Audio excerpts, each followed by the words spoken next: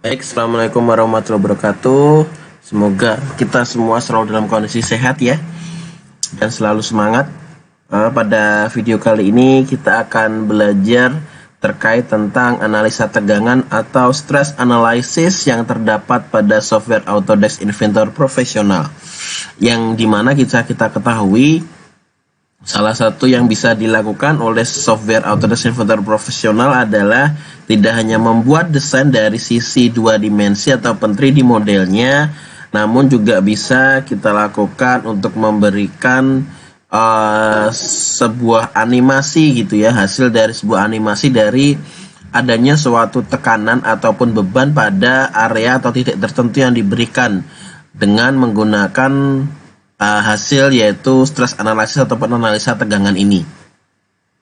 Jadi dalam suatu perancangan ataupun membuat desain suatu produk, baik itu yang kita lakukan untuk analisa tegangannya by part gitu ya, ataupun tiap partnya, ataupun hasil dari suatu assembly dari beberapa gabungan part, bisa kita lakukan analisa tegangan pada area atau benda tersebut gitu ya. Nah, nantinya akan kita pelajari bagaimana step by stepnya pada video kali ini. Oleh karena itu, silakan disimak dan diperhatikan, lalu juga mari kita pelajari bersama-sama. Next. Nah, stress analysis ini terdapat pada Inventor, yaitu salah satunya tujuannya untuk bisa mengurangi ya kesalahan dalam pembuatan desain. Jadi memang pada kenyataannya kita di sini memang diharapkan bisa membuat suatu desain atau rancangan suatu produk gitu ya, yang dimana ketika nanti produk itu dimasukkan ke dalam suatu proses produksi ataupun fabrikasi, mulai dari pembuatan materialnya ataupun penggunaan material yang dipilih sampai jadi bendanya, itu menjadi suatu produk yang berhasil gitu ya. Jadi ketika diuji ataupun dilakukan eksperimen atau pengujian pada produk tersebut tidak terjadi kegagalan ataupun tidak terjadi hal-hal yang sifatnya itu membuat produk itu menjadi rusak gitu ya. Semisal kayak sepeda gitu ya. Ketika kita naiki dengan berat tertentu ataupun lebih dari berat yang ditentukan, sepeda itu kuat gitu ya, karena didesain atau dirancang sedemikian rupa dengan penggunaan material dan konstruksi ataupun struktur kerangkanya itu kuat gitu ya. Tapi kalau misal kita tidak memperhatikan beberapa hal gitu ya, dan asal membuat saja, tetapi ketika sudah jadi dan dinaiki ternyata patah gitu kerangkanya, itu kan juga akan menjadi penilaian tersendiri dari suatu produk ataupun merek tertentu gitu ya. Oleh karena itu, dalam hal ini stress analysis ataupun analisa tegangan cukup penting perannya gitu ya dalam suatu proses perancangan produk ataupun benda gitu ya yang akan kita buat, apalagi hubungannya dengan proses produksi ataupun fabrikasi nantinya. Nah, di sini juga berhubungan juga terkait dengan biaya juga yang harus kita dikeluarkan gitu ya. Jadi memang ketika kita merancang dengan baik dan simulasi ataupun dianalisa dengan baik dan hasilnya pun juga sesuai dengan yang diharapkan, maka ketika proses produksi, ketika kita berbicara terkait tentang biaya ya, hubungannya dengan produksi, pembelian material, lalu juga proses produksinya sendiri, dan juga hasil yang didapatkan ya dari proses produksi tersebut, dari benda tersebut. Maka ketika suatu perancangan dan analisa itu berjalan dengan baik, maka benda itu ketika jadi langsung bisa dipakai gitu ya. Tapi berbeda ceritanya semisal perancangan ataupun desain kita asal-asalan, ketika benda itu jadi dan diuji coba ternyata tidak layak pakai gitu ya. Akhirnya kan mau tidak mau kita harus membeli material lagi, membeli biaya, mengeluarkan biaya tambahan lagi gitu ya untuk melakukan produksi ulang gitu ya. Nah, inilah yang diharapkan dengan analisa tegangan atau stress analysis ini, bisa untuk mengurangi dari sisi biaya dan juga waktu, baik secara pembelian material, belanja bahan, lalu juga proses produksinya sendiri, sehingga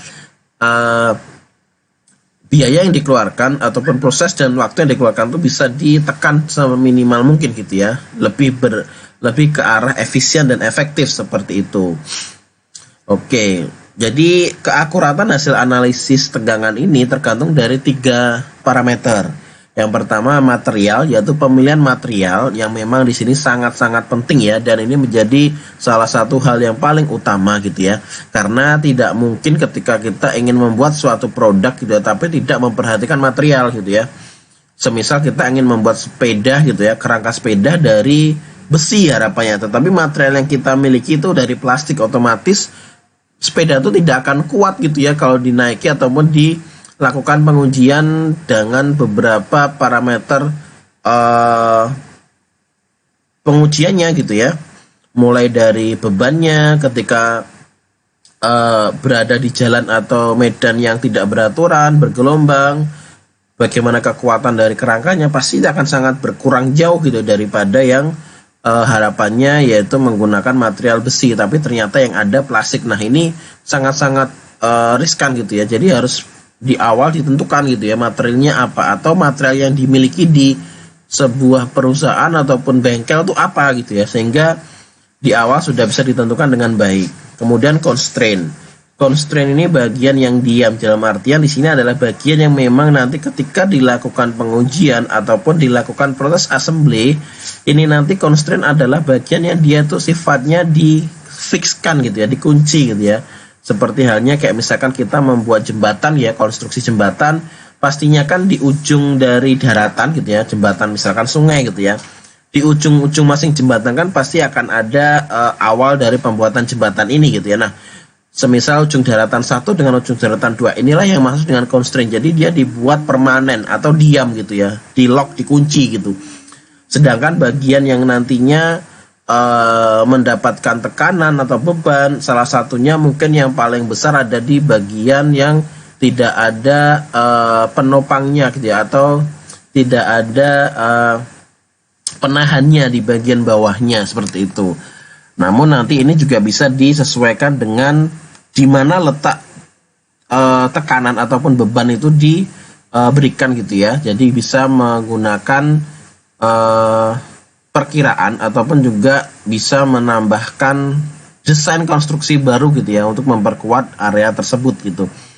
Jadi constraint di sini memang salah satu yang bagian yang harus dibuat diam, karena tidak bisa kalau semuanya dia tidak ada bagian yang menahan atau yang permanen dibuat diam gitu ya. Jadi harus ada khususnya di dalam simulasi analisa tegangan ini. Dan yang terakhir ada load atau beban. Ini juga sangat sangat berefek gitu ya, atau memberikan efek kepada baik secara simulasi maupun hasil akhirnya nantinya pada saat pembuatan produk itu. Karena beban ini sendiri harus diberikan atau kita masukkan nilainya gitu ya, sesuai dengan batas maksimumnya gitu ya. Jangan sampai semisal kayak tadi kita membuat frame kerangka dari sepeda, kita tahu bahwasanya sepeda ini bisa digunakan oleh anak kecil, dewasa gitu ya, ataupun usia lanjut gitu ya. Nah, oleh karena itu jangan hanya diberikan range antara 50 sampai 60 kilo gitu ya. Tapi bisa jadi juga sepeda ini digunakan oleh orang yang memiliki badan besar, misalkan dengan berat 100 kilo. Oleh karena itu nilai yang kita berikan terhadap load ini bukan 60 kilo tapi 100 kilo gitu ya. Jadi ini juga perlu diperhatikan, karena kita berasumsi dan berpikirnya ketika berat yang paling maksimum gitu ya, atau maksimal dari batas maksimal beratnya itu diberikan dan dilakukan simulasi, dari sisi konstruksi dan kekuatan material dari analisa tegangan ini itu memberikan hasil yang baik, otomatis ketika beratnya di bawah itu dia jauh lebih baik lagi gitu kan ya. Jadi jangan sampai berat yang kita berikan di sini tuh kurang dari maksimumnya gitu ya. Harapannya ketika benda ini jadi dan berada di luar batas idealnya untuk berat yang diberikan, dia bisa memberikan hasil yang baik juga, tidak terjadi kegagalan produk seperti itu. Oleh karena itu load ini juga harus diperhatikan juga terkait dengan letak atau posisinya ya. Jangan sampai terjadi salah pemberian atau peletakan di mana harusnya terjadi tekanan ini. Oke. Kemudian stres atau tegangan gitu ya, atau static analysis menghitung displacement, strength dan stress berdasarkan material, constraint dan load yang diberikan. Nah, jadi di dalam hasil simulasi nanti akan ada beberapa hasil yang bisa ditunjukkan ya dari hasil simulasi ini. Salah satunya adalah displacement, yaitu perubahan posisi atau letak gitu ya dari posisi awalnya atau benda awalnya gitu ya. Kemudian ada strain dan juga stress, yang di sini juga berdasarkan ya ketiga parameter tadi ya, material, pemilihan material, lalu juga pemilihan posisi atau constraint-nya, dan juga berat atau tekanan yang diberikan. Sebuah material akan mengalami patah atau berubah bentuk, deformasi gitu ya bahasanya, ketika stresnya mencapai level tertentu, yaitu tingkat ketegangannya itu berada pada batas maksimumnya gitu ya. Karena pasti setiap benda yang kita buat, desain yang kita buat pasti memiliki kelebihan dan kekurangannya gitu ya ketika dilakukan proses analisa tegangan ini gitu ya. Jadi kita harus memperhatikan dari sisi desain juga gitu. Setiap material memiliki ketingkatan stres yang berbeda. Pastinya setiap material memiliki nilai kekuatan material sendiri-sendiri. Besi, baja, stainless gitu ya, karbon pasti memiliki nilai kekuatan materialnya sendiri-sendiri. Dan juga kelebihan dan kekurangannya masing-masing. Misalkan kalau kita lihat dari sisi besi sama karbon gitu ya, mungkin sama-sama kuatnya, tapi kalau dilihat dari sisi ringan gitu ya, itu ringan dari material karbon. Jadi sangat ringan sekali ya kalau karbon itu ya, tapi dia kuat. Tapi kalau besi, selain dia kuat tapi dia juga berat gitu ya. Jadi perlu diperhatikan juga material yang digunakan ataupun tujuan dari penggunaan material ini gitu ya. Semisal kayak kita membuat sepeda gitu ya, membuat sepeda dari besi semuanya full gitu ya, pasti dari sisi kekuatan kuat sekali gitu ya. Tapi kalau dari sisi effort yang harus dilakukan oleh pengguna sepedanya kan pasti sangat berat, karena kan berat sekali sepedanya. Jadi ketika dia mengayuh dia pasti kecapean gitu ya. Tapi kalau karbon dia mengayuh misalkan sama-sama 1 jam dengan menggunakan besi sampai 10 kilo, tapi kalau menggunakan karbon bisa sampai 50 kilo gitu ya, karena sangat ringan gitu ya. Jadi memang perlu diperhatikan juga pemilihan material ini. Stress analysis pada Autodesk Inventor ini menggunakan linear static analysis berdasarkan finite element method atau FEM gitu ya, metode elemen hingga, untuk proses analisa tegangannya ya, dengan menggunakan analisa statik linear untuk menghitung tegangannya. Nah, analisa statik linear ini atau linear static analysis membuat beberapa asumsi untuk menghitung stres atau tegangannya. Nah, ini jadi kita dalam hal ini untuk analisa tegangan di simulasi Inventor ini kita menggunakan rumus jadinya gitu ya bahasanya, yang diwujudkan dalam bentuk nantinya animasi ya, salah satunya animasi pergerakan dari titik awal sampai titik dimana dilakukan perubahan displacementnya ya, karena tekanan dan beban. Yang kedua juga dari sisi warna, nanti juga akan ada warna yang berbeda-beda dari masing-masing area atau benda tersebut karena efek dari tekanan tersebut ya. Jadi hasilnya adalah berupa selain wujud yaitu animasi gerakan dan juga warna, juga ada grafiknya juga, dan nilai-nilai yang nanti ditampilkan sesuai dengan hasil yang ingin diperlihatkan seperti itu. Oke. Di dalam Autodesk Inventor gitu ya, untuk bisa menggunakan fitur atau tools dari analisa tegangan ini atau stress analysis, kita harus masuk pada toolbar environment gitu ya. Jadi kalau kita lihat di software Inventornya sendiri, oke, seperti ini ya. Jadi kita masuk ke environment ya, di sini klik. Nah, kemudian di sebelah kiri ini ada stress analysis. Nah, kita klik stress analysisnya. Maka nanti akan diarahkan dan masuk ke dalam tampilan stress analysis itu. Nah, di sini masih belum aktif semuanya ya, karena kita harus membuat studi baru atau create study gitu ya, untuk proses pembelajaran ataupun proses nantinya kita mensimulasi dari part yang kita buat ini ya, desain yang kita buat ini ya, untuk dianalisa tegangannya. Kita klik create study. Nah, di sini akan ada 3 pilihan: static analysis, model analysis, dan shape generator.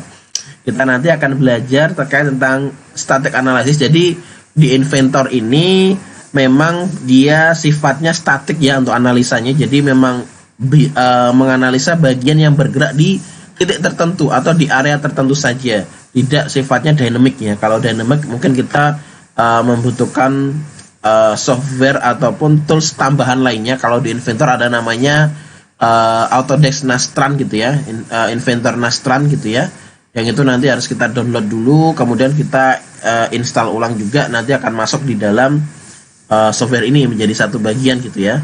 Nah, tapi untuk saat ini cukup untuk static analisis saja ya, karena juga benda ataupun produk yang mau disimulasi sekarang masih sifatnya yang dasar dulu ya, belum sampai yang advance atau yang memang kita harus membutuhkan dynamic analysis, belum. Lalu ada juga di sini shape generator yang nanti akan kita bahas di akhir ya, yaitu untuk mengurangi berat. Tujuannya adalah mengurangi berat dari produk atau yang benda yang kita buat ya, yang kita desain, tapi tetap dengan memperhatikan kekuatan material, kekuatan analisa tegangan, dan juga safety faktornya. Nah, kita fokus ke static analysis dulu ya, kita klik OK. Nah, kita tunggu sehingga akan muncul seperti ini, tampilannya sudah aktif semuanya ya. Kalau sudah diklik OK. Nah, kita kembali ke PPT dulu. Oke, di sini pertama, jadi masih ingat kan ya, ada 3 parameter utama yang harus diperhatikan ataupun yang harus dilakukan ya untuk simulasi dari analisa tegangan ini. Yang pertama adalah material. Ini harus dan wajib ya dilakukan. Jadi di material ini kita bisa melakukan pemilihan material ya. Bisa di sebelah browser sebelah kiri di sini atau nanti sebelah atas tadi. Oke, saya tunjukkan di inventornya. Nah, kita bisa di sisi sebelah sini ya, di sisi sebelah sini materialnya, klik kanan gitu ya, assign material. Nah, jadi kita bisa memilih materialnya di bagian override material ini ya. Kita bisa memilih, kita mau memilih material apa gitu ya, misalkan aluminium 6061 gitu ya. Nah, jika sudah kita klik OK, maka nanti di sini akan ada tanda panah yang menandakan materialnya sudah terisi gitu ya. Kita klik tanda panahnya ini, muncullah aluminium 6061 gitu ya. Nah, semisal kini kita tidak menggunakan bagian yang di sini gitu ya, kita juga bisa misalkan di sini kan ya, kita di atas ini juga ada assign material, ini juga sama.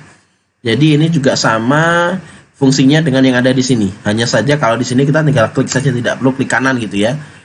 Lalu sama juga caranya di override material kita pilih gitu ya, aluminium 6061, kita klik OK. Nah, di sini nanti sudah muncul juga ya material yang sudah kita pilih. Oke. Nah, di sini materialnya harus kita tentukan ya, jangan sampai lupa karena sangat berpengaruh terhadap hasil simulasinya gitu ya. Material ini juga bisa kita lakukan saat pembuatan partnya ini gitu ya. Jadi part ini dibuat juga bisa kita pilih di sini ya, generic gitu ya.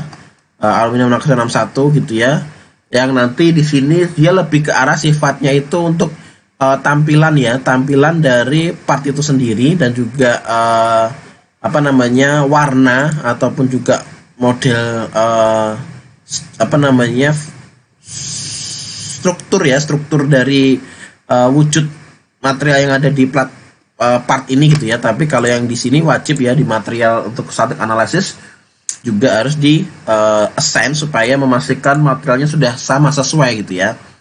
Oke.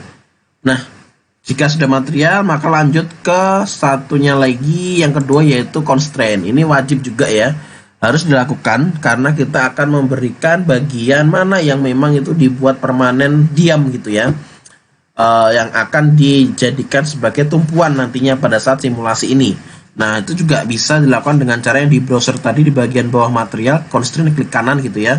Di sini akan ada beberapa pilihan, ada fixed constraint, pin constraint, dan juga frictionless constraint. Oke, kita ke inventornya.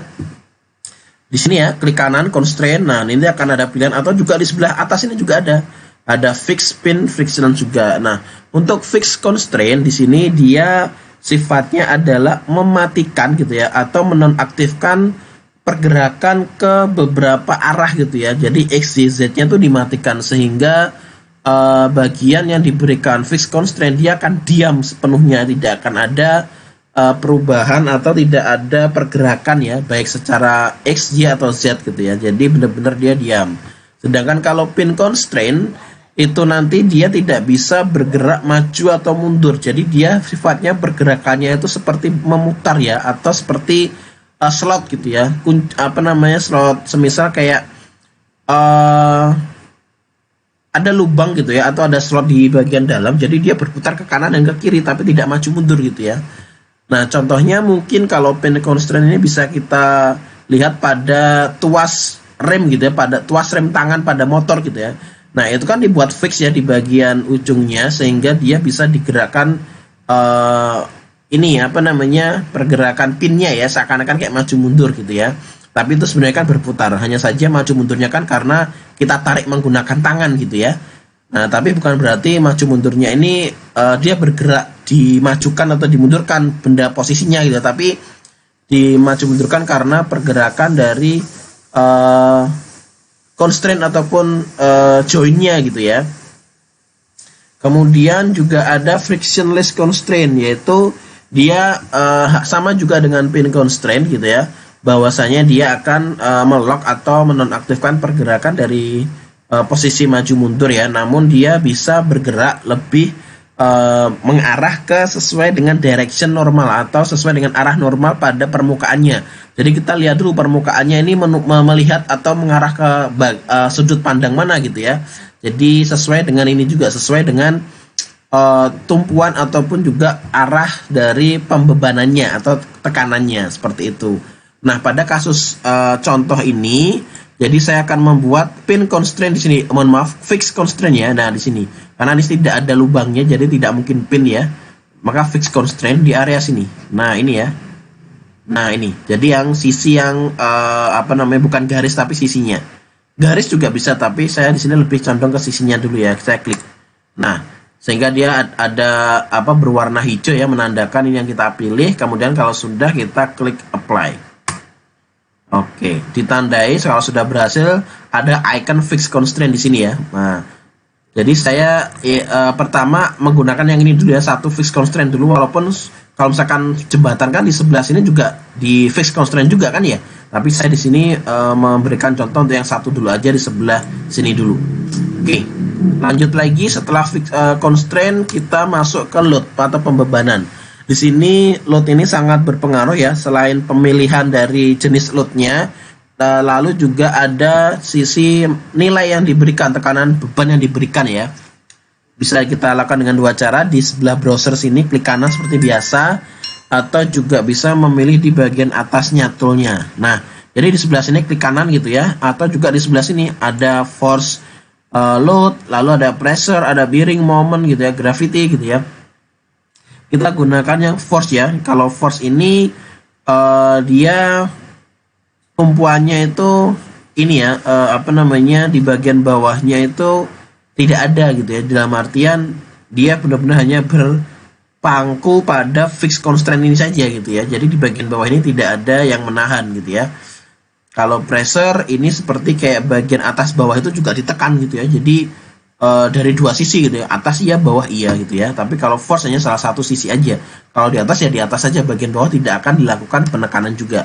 Nah, kalau bearing, khusus untuk bearing ya, jenis benda atau bentuk dari bearing lingkaran biasanya.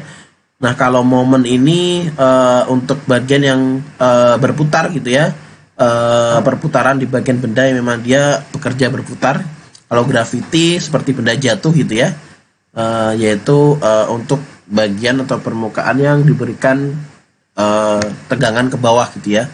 Nah, untuk hal ini, dalam contoh ini kita menggunakan yang force. Oke, untuk force sendiri saya letakkan nanti di bagian tengah ya, di bagian tengah sini. Saya klik force. Nah, kemudian oke, saya letakkan di sini.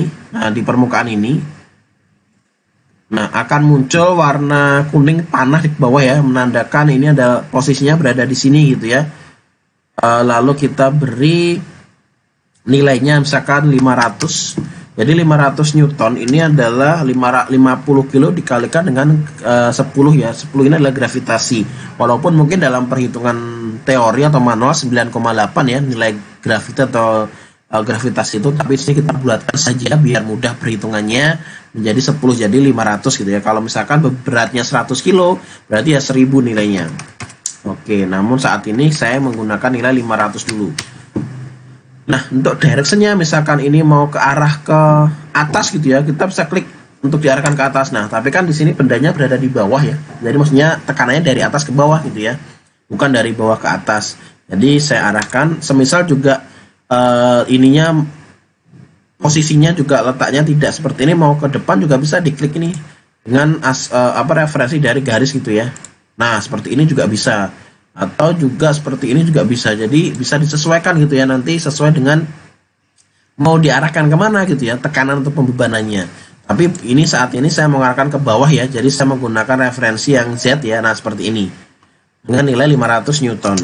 Oke, lalu atau misalkan menggunakan vektor komponen, jadi bisa juga dari beberapa tekanan ya, atau Fx, Fy, Fy-nya, Fz-nya juga dilakukan gitu ya, bisa juga dari dia Fx, Fy, Sz gitu ya.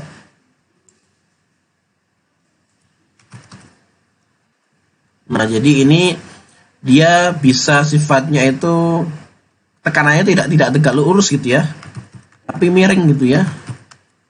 Nah, jadi ini untuk mengarahkan ya, mengarahkan posisi dari tekanan atau pembebanan yang terjadi pada ini, pada benda tersebut gitu ya. Tapi saat ini saya menggunakan yang lurus aja dulu, tegak lurus ya, supaya mudah untuk memberikan contohnya dan apa namanya, hasilnya nantinya. Saya klik apply, sudah ya untuk loadnya. Nah, selanjutnya jika sudah, kita bisa lakukan klik simulate gitu ya, yaitu untuk melihat hasil simulasinya. Dan ini nanti akan ada bar untuk melihat prosesnya sampai mana gitu ya, yang memang dimana bar ini lamanya juga ditentukan dari besarnya benda atau produk ataupun juga desain yang disimulasi. Semakin besar semakin lama juga gitu ya. Oke, kita bisa klik simulate di sini ya. Nah, di sini juga ada mesh view. Jadi mesh view ini sebenarnya adalah bentuk perwujudan yang diperlihatkan dari penggabungan masing-masing node gitu ya, atau masing-masing model gitu ya, pada kerangka ataupun benda yang kita analisa. Kalau kita klik view, di sini pasti akan ada nantinya semacam seperti kayak konstruksi jembatan gitu ya, mulai dari garis-garis yang berhubungan atau bersambung, lalu ada titik-titiknya gitu ya. Nah, ini semua nanti juga akan mempengaruhi dari hasil simulasinya gitu ya. Di sini kalau kita lihat, ini kita klik mesh setting gitu ya. Nah, ini di sini juga bisa kita atur juga untuk mesh settingnya, elemen size-nya, lalu juga average rata-rata elemen size, minimum elemen size-nya, grading factor, lalu juga maksimum turn angle-nya gitu ya. Namun saat ini kita menggunakan yang fungsi default saja, jadi belum diapa-apain ya, karena ini juga pasti berhubungan dengan perhitungan secara teori ataupun juga hasil yang nanti akan berhubungan dengan hasil yang diinginkan gitu ya. Lalu juga ada di sini namanya convergence setting ya. Convergence setting ini nanti akan memperlihatkan ini apa namanya, hasil yang ditunjukkan ketika sudah disimulasikan ya. Apakah benda ini ketika diberikan tekanan dan juga pemilihan material dan juga constraint-nya itu sudah baik gitu ya, dikatakan kuat gitu ya. Oke, kita klik simulate ya. Nah, lalu kita klik run. Kita tunggu beberapa detik gitu ya. Nah, sini bisa kita lihat ya hasilnya ya.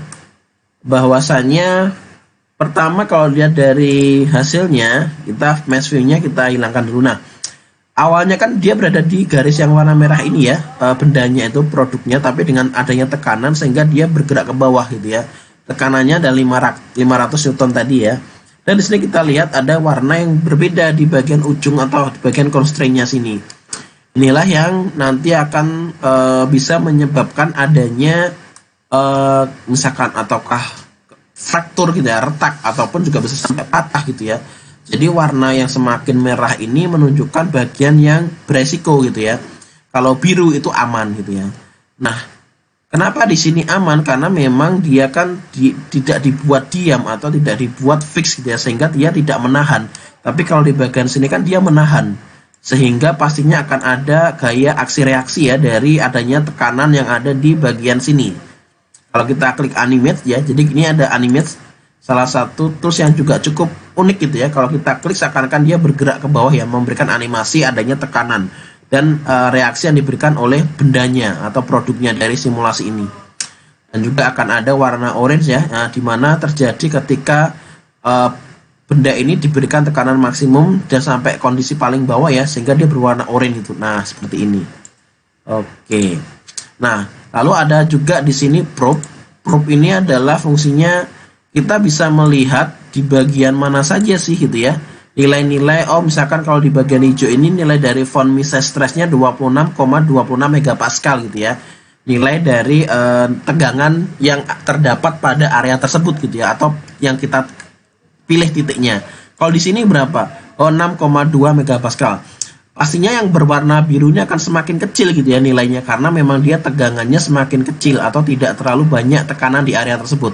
Tapi kalau berwarna oranye pasti nilai besar. Nah kan 35,98. Nah, lalu juga bisa kita klik untuk ini ya, maximum value. Di mana sih maximum value-nya? Oh, ternyata di sini nih.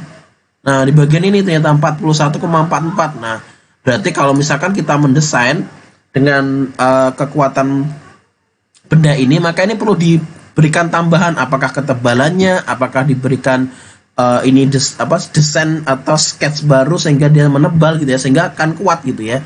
Lalu juga bisa kita klik di sini minimum value. Di mana minimum value-nya? Oh, di sini yaitu 0,24. Iya, karena di bagian sini kan dia sifatnya hanya mengikuti pergerakan dari reaksi tekanan yang diberikan gitu ya. Jadi tidak ada efeknya terlalu besar. Tapi memang di area sini yang besar sekali nilainya ya, atau efeknya dari hasil reaksi terhadap penekanan pembebanannya. Oke, nah di sini ada kita klik convergence. Nah, kalau kita lihat di sini nilainya 20,253%, bisa dikatakan ini jelek. Jadi kalau bisa itu semakin kecil nilai conversion rates-nya itu semakin bagus hasilnya. Dan juga kalau kita lihat di sini dari hasil solution step-nya, grafiknya ini dia semakin naik ke atas gitu ya. Yang baik dari hasil conversion rate-nya ini dia harusnya semakin lurus gitu ya, ke kanan gini ya. Jadi walaupun beberapa kali diberikan tekanan gitu ya, maka nilainya akan tetap stabil gitu ya, sehingga tidak akan terjadi kenaikan ataupun terjadi fluktuasi nilai dari von Mises-nya yang akan bisa mengakibatkan terjadinya patah ataupun keretakan pada bagian tersebut. Oleh karena itu ini juga harus diperhatikan juga hasil dari conversion rate-nya. Nah, di sini ada report juga. Report ini sangat membantu sekali ya. Jadi kita ketika sekali klik nanti akan muncul semuanya gitu ya, hasil yang diinginkan gitu ya. Mulai dari von Mises, ada first principle stress, third principle stress gitu ya, safety faktornya, stressnya, displacement, dan strainnya. Jadi semua akan muncul hasilnya. Nah, ini kita buka di salah satu aplikasi ya, seperti ini hasilnya. Nah, jadi stress analysis reportnya dari Autodesk ya, dari benda tadi dan constraint, lalu juga load dan juga material yang kita pilih ya. Oleh ini bisa akan muncul semuanya gitu ya. Nah, seperti ini hasilnya, sangat lengkap sekali gitu ya. Jadi kalau misalkan untuk dibuat sebagai analisa dari beberapa kriteria yang diinginkan ataupun yang dihasilkan untuk menunjang dari pembuktian desain yang kita rancang, sangat-sangat ini ya, membantu sekali ya. Oke. Nah, kembali lagi ke inventor tadi ya. Jadi di sini ada beberapa tools yang sangat menarik dan sangat membantu ya, untuk kita bisa gunakan referensinya ya dari hasil yang dilakukan melalui simulasi analisa tegangan ini. Nah, di sini resultnya itu ada von Mises, ada first principle stress, ada thirdnya apa saja sih maksudnya? Oke, kita bahas di PPT. Kembali lagi ke PPT ya. Nah, ini animasi yang tadi sudah kita bahas ya. Jadi dia bisa memberikan semacam tampilan pergerakan ya, mulai dari titik awal sampai titik akhir, di mana terjadinya atau diberikannya tekanan pada area tertentu gitu ya. Nah, resultnya seperti ini, seperti tadi sudah saya sampaikan. Nah, jadi von Mises itu apa sih? Von Mises itu adalah menunjukkan bagian dari benda atau objek yang menerima gaya. Jadi yang menerima gaya ditandai dengan warna yang ada di bagian tersebut. Yang berwarna merah cenderung menerima gaya paling besar. Betul kan ya? Tadi kalau kita lihat di warna orange tadi kan nilainya 40. Berapa tadi? 40 ini ya. Nah, 41 ya. Merah ini paling besar gitu ya. Sedangkan yang warna biru tuh gaya paling sedikit, betul ya. Di sini tadi nilainya 0,24. Nah, kemudian first principle stress itu apa? Menunjukkan tegangan utama yang terbesar. Di mana sih tegangan utamanya, areanya gitu ya. Biasanya itu tegak lurus, kita lihat ya di first principle stress. Nah, sini ya. Jadi kalau kita lihat yang paling besar itu dari sini ya, 50,05 MPa. Jadi kita lihat di sini tegangan paling besar, tegangan utamanya itu berada di area sini, tegak lurus dengan ini ya, tekanannya, pemberi tekanan pembeban. Karena apa? Ini kan dia menahan gitu ya.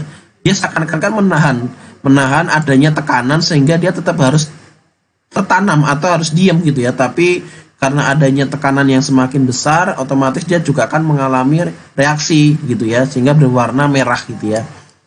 Nah, kemudian untuk yang third principal stress itu apa? Menunjukkan bagian tegangan utama yang terkecil.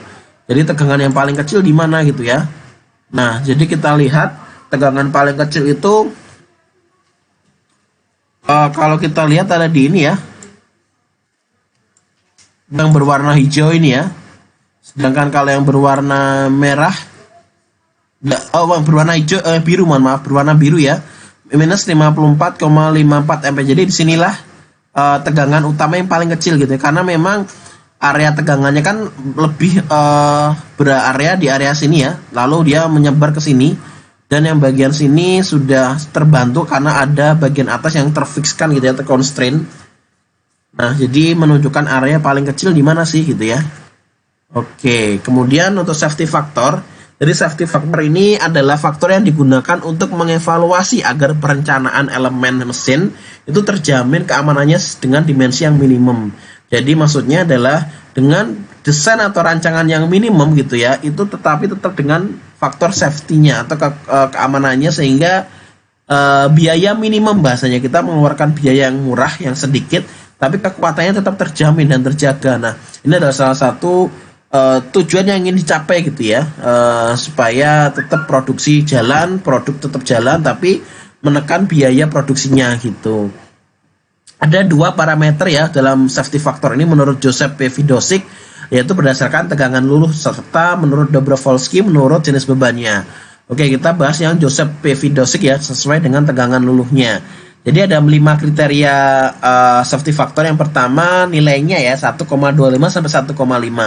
Memberikan informasi mengindikasikan bahwa kondisi terkontrol dan tegangan yang bekerja dapat ditentukan dengan pasti. Kemudian kategori kedua safety faktornya nilainya 1,5 sampai 2,0, bahan yang sudah diketahui, kondisi lingkungan beban dan tegangan yang tetap dan dapat ditentukan dengan mudah. Sedangkan yang kategori ketiga 2,0 sampai 2,5, bahan yang beroperasi secara rata-rata dengan batasan beban yang diketahui. Jadi sudah diketahui bebannya. Kategori yang keempat 2,5 sampai 3,0, bahan yang diketahui tanpa mengalami tes pada kondisi beban dan tegangan rata-rata. Dan yang terakhir pada kategori kelima 3,0 sampai 4,5, bahan sudah diketahui, kondisi beban, tegangan dan lingkungan tidak pasti, jadi bisa berubah-ubah gitu ya, baik secara bebannya, tegangannya maupun lingkungannya gitu ya. Seperti halnya contohnya pada shock absorber gitu ya, atau skok pada kendaraan mobil atau motor gitu ya, yang dimana kondisinya bebannya berubah-ubah gitu ya, sesuai dengan kecepatan, lalu tegangannya juga berubah-ubah sesuai dengan hantaman atau dentuman gitu ya, melewati jalan atau medan tertentu, dan lingkungannya tidak pasti, aspal, off-road gitu ya. Nah, kemudian di sini ada pembagian atau kategori bebannya. Beban berulang, jadi bebannya itu tekanannya itu berulang-ulang gitu ya, bisa dikategorikan nomor 1 sampai dengan nomor 5. Jadi kita juga harus melihat bebannya ini seperti apa, apakah bebannya dia sekali saja atau berulang-ulang gitu ya. Lalu beban kejut, nah ini nomor 3 sampai nomor 5 untuk safety faktornya nilainya ya, kategori nomor 3 sampai nomor 5. Dan bahannya dari kertas, atau bahan kertas ini bahan yang kuat ya, atau yang keras gitu ya, bahasanya itu nomor 2 sampai nomor 5 kategorinya, tapi dikalikan 2. Karena memang secara bahannya dia sangat kuat. Contohnya apa? Misalkan bahan kertas ini stainless steel gitu ya. Kalau yang bahan tidak kertas contohnya plastik, nah seperti itu. Kemudian kita beranjak ke Dobrovolsky, yaitu berdasarkan jenis bebannya. Ada 3, beban statis, dinamis, dan kejut. Kalau beban statis maka bebannya berada di area tersebut ya, atau berada di area tertentu saja, dan dia tidak berubah-ubah gitu ya. Kalau beban dinamis dia pasti berubah-ubah dan areanya juga bisa berubah. Dan kalau beban kejut itu sifatnya ini ya, bisa dibilang yang mengagetkan gitu ya, atau tidak tentu. Kalau beban statis nilainya 1,25 sampai 2, beban dinamis 2 sampai 3 nilainya, dan beban kejut 3 sampai 5. Nah, jadi di sini bisa dipilih ya nanti ya, apakah dengan menggunakan tegangan luluh untuk berdasarkan safety faktornya, atau juga berdasarkan jenis bebannya. Nanti bisa dipilih dari salah satu ini untuk menentukan safety factor dari hasil analisa tegangan kita. Kalau di inventor itu ada di ini ya, safety factor. Nah, kita lihat di sini bahwasanya nilainya paling kecil tuh 6,64 gitu ya. Jadi maksudnya gimana? kan kita tadi memberikan nilai 50 kilo ya bebannya atau 500 Newton gitu ya. Nah, dengan 500 Newton dengan konstruksi atau dimensi benda ini itu dia cukup kuat gitu ya. Dalam artian dia paling minimum tuh 6,64 ya. Kita lihat 6,64 gitu ya. Nilainya 6,64. Nah, dimana kalau misalkan paling riskan gitu ya atau paling ini kan 1,25 ya kalau misalkan kita mengikuti sesuai dengan tegangan uluh ataupun juga jenis bebannya itu minimal 1,25 yang harus dimiliki nilainya hasil akhir gitu ya dari hasil simulasi. Ternyata di sini minimalnya tuh 6,64, otomatis dia kuat gitu ya, pastinya kuat. Tapi ingat dengan beban 500 Newton. Semisal dengan beban yang bertambah, apakah hasilnya beda? Pasti beda gitu ya. Hasilnya pasti berbeda gitu ya. Jadi ini harus disesuaikan juga dengan tekanan dan letaknya juga, letak tekanannya di mana. Jadi ini berubah juga nanti hasilnya. Jadi pastikan ketika sebelum melakukan analisa ini tentukan pastinya di mana ya, baik jumlah atau berapa besar beban tekanannya dan posisi tekanannya di mana. Oke. Nah, ini adalah shape generator ya. Jadi kalau shape generator ini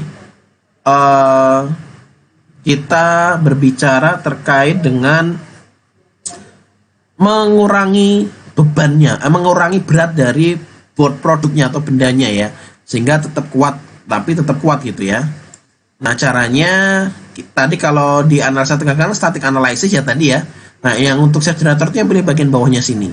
Kemudian jika sudah kita klik OK dan seperti biasa kita harus melakukan 3 parameter utama yaitu dari assign material, constraint, lalu juga load-nya. Nah, untuk assign material ini anggap saja seperti kayak tuas pada ini ya, tuas pada rem tangan motor gitu ya, ada 2 ya lubang-lubang. Jadi assign materialnya ini kita menggunakan yang besi gitu ya, steel gitu ya. Lalu apply constraint-nya karena ini tuas berarti kan pin constraint ya, nanti di lubang sini dan lubang sini. Nah, ini lubang sini dan lubang sini ada 2 lubangnya, harus diklik semuanya. Kemudian untuk force-nya atau tekanannya 50 kilo gitu atau 500 Newton di area sini gitu ya. Nah, jadi walaupun sebenarnya kita memegangnya mungkin di area sini ya, tapi untuk contoh ini bisa di area sini. Jadi 500 Newton gitu ya. Nah, kalau sudah kita klik preserve region. Apa itu preserve region? Jadi area yang tidak boleh dikurangi sama sekali. Jadi kan shape generator ini kan dia sifatnya adalah mengurangi gitu ya, atau mencari cara, mencari jalan area mana sih yang bisa dikurangi beratnya gitu ya, atau dilubangi nantinya. Nah, untuk preserve region berarti area tersebut tidak boleh diapa-apakan gitu, tidak boleh disentuh atau tidak boleh dikurangi.